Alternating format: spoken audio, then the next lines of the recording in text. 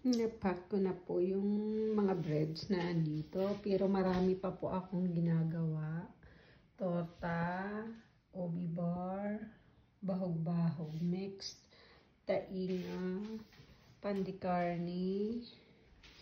May panikoko ako at saka hopya baboy. Marami pa po akong gagawin ng mga sumat at saka mga bread. Marami pa akong gagawin na hopya ubi at hopya baboy at saka mga pandikuko at saka iba pa. Marami na akong nagawa ng mga Spanish bread at kung ano-ano pa. Sobrang dami kong gagawin, mga ibos, suman latte, chocolate maroon, sagmani, linambiran, at ang dami pa po. Sa mga may gusto, paki-PM lang po.